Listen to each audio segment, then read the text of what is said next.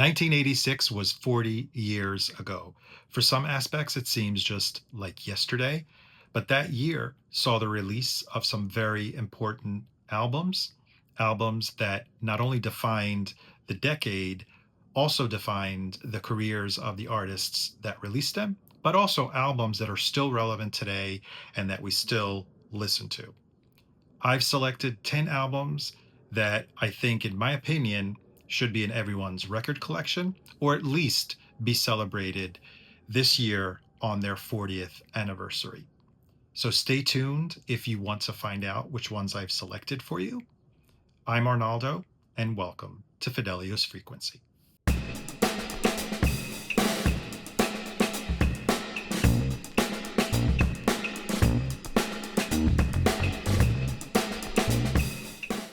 The order in which I'll be presenting these albums is totally random. I didn't want to do a ranking of the albums of 1986. It was already very difficult to cherry pick 10 albums from 1986 because a lot of good albums were also released. I tried to vary in terms of genre, my choice of albums, but it's totally subjective. I'm sure I left out some albums, and I'll be hearing from you guys in the comments about which ones I must have had to include. I will tell you that I did include my favorite album of 1986, and that'll probably be the last one I will talk about. So let's start off with probably one of the most commercially successful albums released in 1986, and that is from Peter Gabriel. The album is called So. I never bought this on vinyl when it came out. I have a CD, and this is a box set that was released, I think, in 2012, that was remastered, has an extra album of bonus material. It has a CD and a DVD of a concert relating to when this album was released. And it also has a really nice hardback book that replicates the album cover. Musically, this also represents a shift, a creative shift for Peter Gabriel as well. A perfect fusion of art rock influenced by Stax, by Brazilian African beats, as well as pop, funk. There's a blend of everything in this album. For some critics, now it may sound a little bit dated in its sound, but I still find the appeal in listening to this album. The first hit single that came out of this album, everyone knows it because it is probably it had the most beautiful video, probably of the history of video making, and that is Sledgehammer. But there were also a lot of other memorable and other singles taken from this album. Red Rain, In Your Eyes, and the beautiful Don't Give Up, the ballad with Kate Bush, which is probably one of my favorites on the album. Originally, the duet partner would have been Dolly Parton, but she declined, and Peter Gabriel reached out to his friend Kate Bush. So happy 40th anniversary to Peter Gabriel's So. The next album is from my second favorite group from the 80s, and that is R.E.M. The album they released in 1986 is called Life's Rich Pageant. This album also represents a bit of a departure for R.E.M., entering a different phase on how they sounded. They intentionally recruited the producer, Don Gehman, I believe that's how you pronounce his name, because they wanted to move away from let's call it the murky sound that they had on their first 4 records, and they were shooting for something that was a bit more defined, clear, and maybe captured better the sound of the instruments, and also something that would enhance Michael Stipe's vocals, who had now become a much more confident vocalist. For that reason, they looked to Don Gehman because they really liked the sound and the production on the John Cougar Mellencamp's album. and they relocated to Indiana to Don's recording studio and recorded the album there. If there's one band that defined college radio, alternative music in the 80s, that in America, that is for sure REM. And the overall undercurrent or like theme of this album was the ecology. Two songs on here reference almost ecological themes, and that is Fall on Me, the hit single, as well as another song on here called Cuyahoga.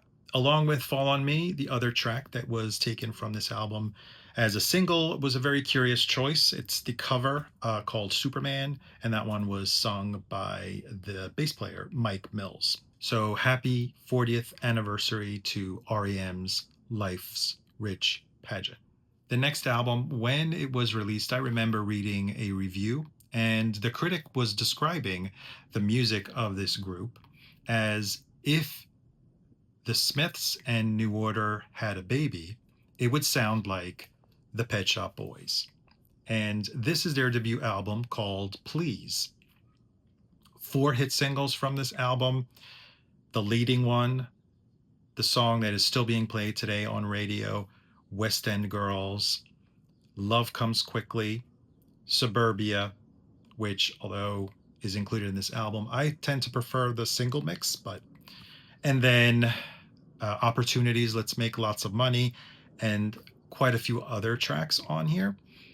Synth pop, they evolved. They have their sound, their song structure has matured significantly since then. Still a solid album, still an album that I'd like to point out as one of my favorites from 1986.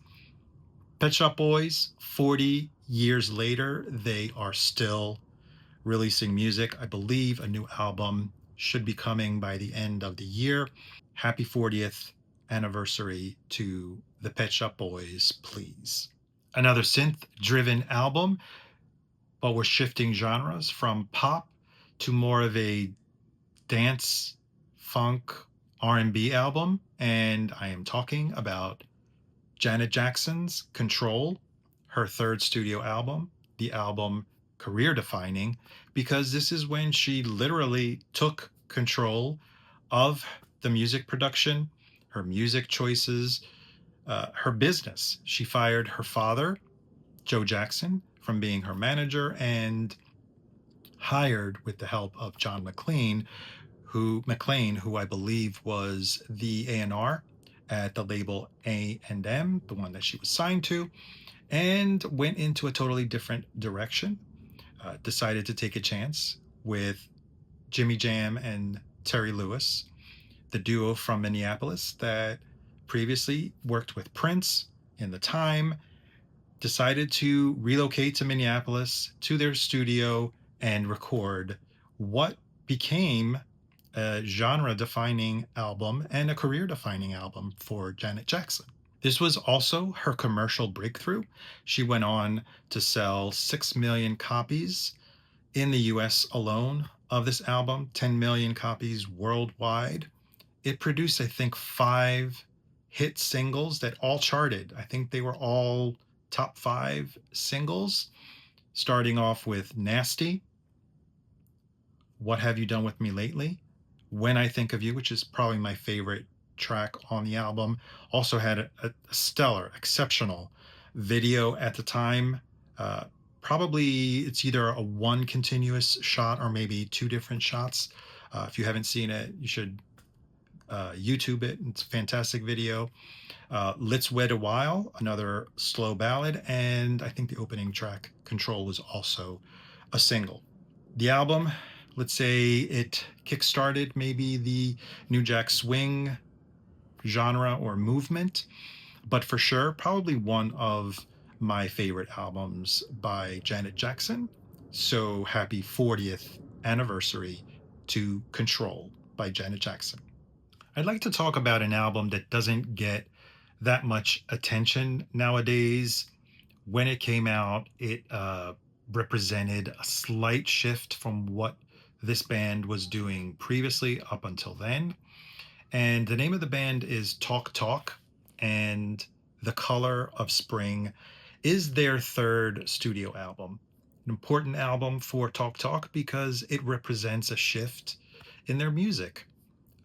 Originally, in their first two albums, you probably know the hit It's My Life. They were more of a synth pop group. And in this album, they're starting to evolve, let's call it, into a more mature sound, less synths. Maybe there is a few keyboards here and there, piano for sure, but a lot of acoustic instruments are starting to be incorporated into the production of the Talk Talk albums.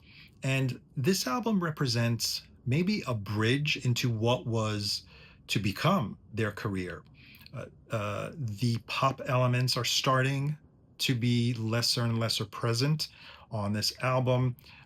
You get also some jazz influences on a few tracks, and further in their final part of their career, they became a little bit more improvisational, especially on the last two albums, which were to follow.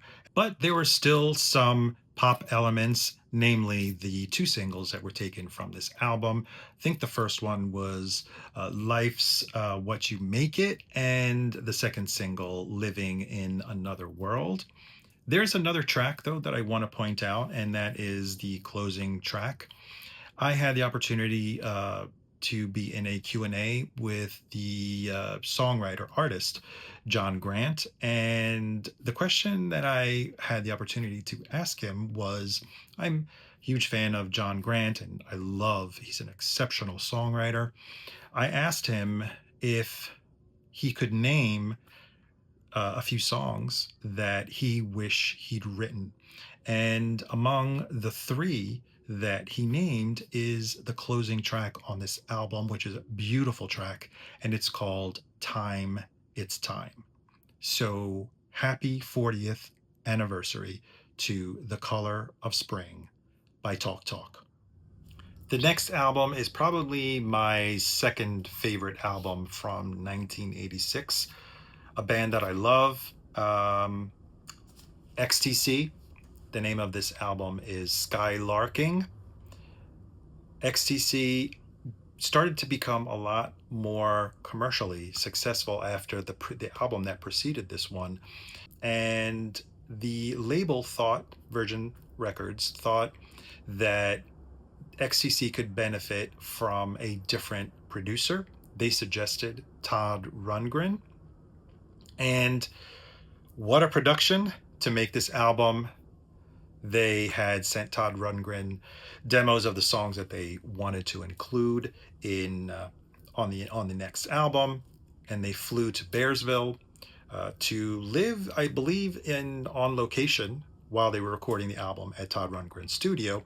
And Todd Rundgren had already sequenced the album, had already done some pre-production, had cherry-picked which songs which were going to be on the album, and basically dictated to XCC how many takes, how to sing them.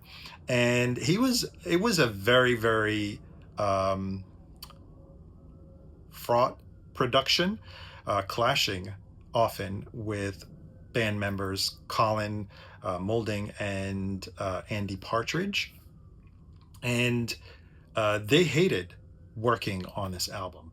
They hated being away from home, and they flew back and left Todd Rundgren, I believe, to mix the album. And in retrospect, when another version, the final corrected polarity version of this album that came out, I want to say maybe 10 or 15 years ago, they had realized that as they were remastering the album, that they had inverted, whoever produced the final master had inverted the polarity on the tapes, on the master tape.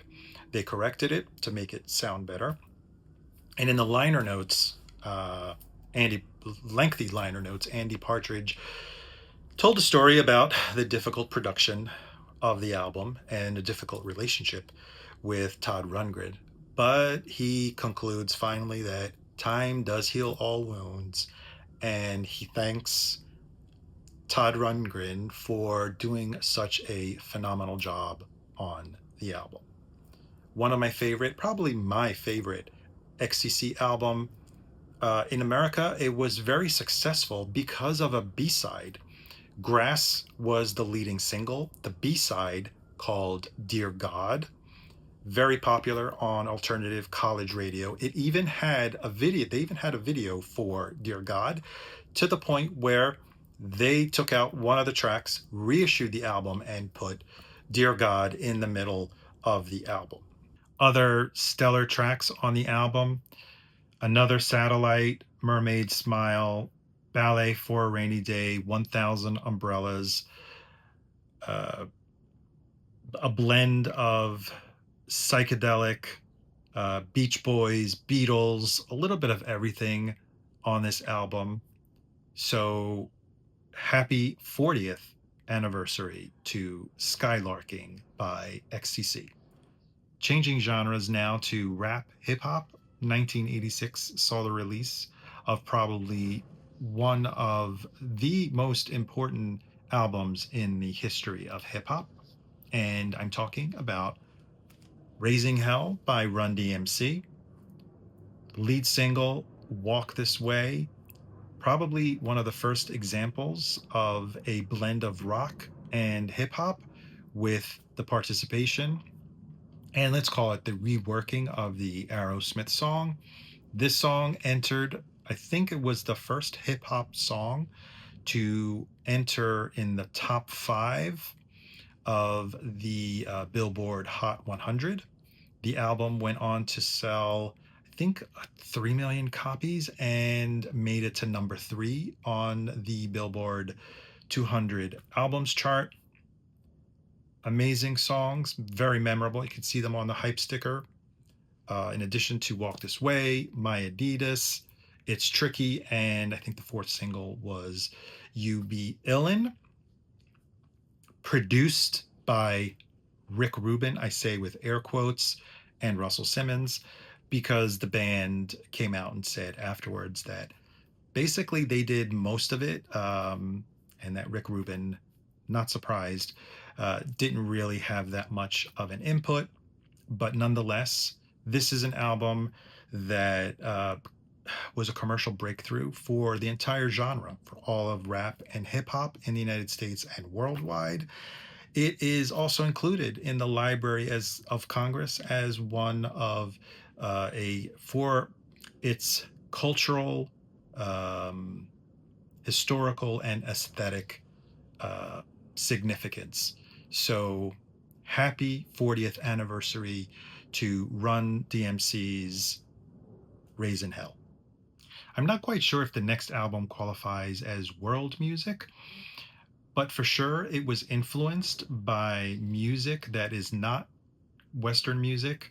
The culture, the musicians, the song structures, maybe as well, the arrangements were from other worlds, and namely South Africa. And I'm talking, if you haven't figured it out already, seventh studio album by Paul Simon called Graceland.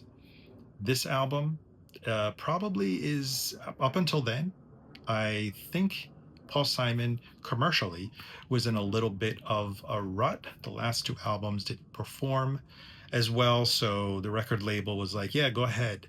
Uh, do as you please, do whatever is your fancy for the next album. And they weren't expecting much in terms of commercial performance from his album. But lo and behold, Paul Simon delivered an album that is not really mainstream music with all of the South African influences that it has, and went on to sell, I think, 16 million albums worldwide. He was inspired by a cassette of South African music. Originally, I think the tale goes that he was supposed to produce an album by Heidi Berg, who gave him this cassette with African music on it. And that's the theme, or that's the avenue that she wanted to explore in her next record. He actually liked it quite a bit, decided to take that idea and run with it. Did not end up producing Heidi Berg's album, and instead went for 2 weeks to Johannesburg and met with a lot of local musicians, recorded the basic tracks in Johannesburg in South Africa, and finished them in, I believe, at the Hit Factory in New York. When this came out, of course, Paul Simon was subject to a lot of scrutiny. They said they called out cultural musical appropriation, and they said he violated a artistic boycott to South Africa, and he defended himself. First of all, the South African Black Musicians Union, he had asked them before going there permission, and they actually approved it. They approved it because they thought that an artist like Paul Simon would definitely bring international awareness to their music, and it would bring their music to the international stage. Collaborations with these artists were all noted in song credits with appropriate fair royalties, as well as the musicians that were the South African musicians were paid way more than your typical session player in the United States. So that's how Paul Simon defended himself with all from all the accusations. The lead single, I think everyone has a laugh when they watch it. The video, at least, I'm sorry, I think everyone has seen it. Called "You Can Call Me Out" with Chevy Chase. This funk, African funk dance groove. There are quieter moments with South African, let's call them singers. Ladysmith, Ladysmith Black Mambazo is on here. Youssou N'Dour also. So the signature Paul Simon songwriting and storytelling, a blend of pop, rock, and African music. I think it's called Zydeco with South African musicians. Happy 40th anniversary to Paul Simon's Graceland. The next album is probably my third favorite album from 1986. As I said, I'm presenting them in a kind of random order, but this one has a special place in my heart.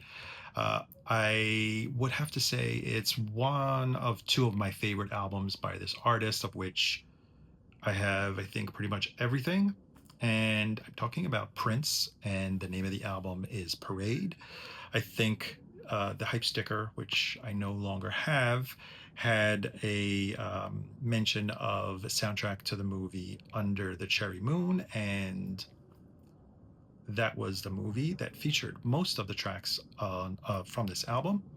This was, I think, Prince's eighth studio album following Around the World in a Day. I think it was the third album with The Revolution, as you can see here. For me, this album has no skips. The mood of the album is just perfect. Perfect blend of some psychedelic remnants from Around the World in a Day creep into this album. Pop elements, funk, rock. Yeah, perfect blend. A lot of unusual instruments are now featured by Prince on this album. Orchestrations like strings, horns, especially on Girls and Boys, but throughout the album, it's just a perfect, like the musicianship. His band was in top form on this album. The songs, I think probably one of Prince's most perfect pop songs and singles went to number one. I think it was number one, or maybe, yeah, number one on the Hot 100. Kiss. It went out to sell 1 million copies in the United States. It did better overseas. I think it did 2 million copies. But Prince at his finest, like I said, Kiss, Girls and Boys, Another Lover, Hole in Your Head, and another song that really tugs at the strings of my heart, the closing track, which was the first song that came to my mind when I learned about the death of Prince, who died uh, on April 21st. And the name of the song is the closing track of the album, Sometimes It Snows in April. I was recently announced, I think the other day, there will be a deluxe version celebrating this album, but happy 40th anniversary to Parade by Prince and the Revolution. The 10th and final album of the video is probably a no-brainer for those of you that follow my channel. For those of you that follow my mini-series on the channel, The Sun Shines Out of Our Behinds, the mini-series dedicated to the Smiths, how can I not include my favorite album of 1986, The Smiths, The Queen is Dead. I'll be following up later, maybe in a few months when the album officially turns 40, with a more in-depth video dedicated to the Smiths' The Queen is Dead. So I'll just talk briefly about this album. It is their third studio album, fully produced by Morrissey and Marr, a more rich and lush production than their previous two albums. Uh, Strings, slight keyboards, a lot of overdubs, uh, stellar songwriting, probably the finest on one single album by the Smiths. The Boy with a Thorn in His Side, Big Mouth Strikes Again, There's a Light That Never Goes Out, the title track, The Queen is Dead, Cemetery Gates. There are so many, all of them. This is a no skip album. Stay tuned on my channel for a more in-depth review and celebration of The Queen is Dead. So for now, let's say a pre-happy 40th anniversary to The Queen is Dead by the Smiths. So were your favorite albums of 1986 included in this video? If not, I'd like to learn about them. I'm sure I left out some albums that probably will anger and piss off some of my viewers, but these are my choices. These are what I think should be representative in 1986, but definitely uh, leave your thoughts, start a conversation. I'm sure I will say yes, of course. How could I forget that? I went through several lists to compare. I've been thinking about this for quite a few weeks. And on that note, I'd actually like to thank Groove Seeker Chris, who gave me the hint of the inspiration to do a video that was celebrating albums that turned 40 this year. So thank you so much, Groove Seeker Chris. Before I leave you, I'd like to remind you that it costs nothing to subscribe to the channel. All it is a click of that little icon that says subscribe. There's no fee, there's no charge. You will get alerted of future videos that I'll drop if you click also on the notification bell. That's all for today. Thank you so much for watching, and I really hope to see you on the next one. Bye.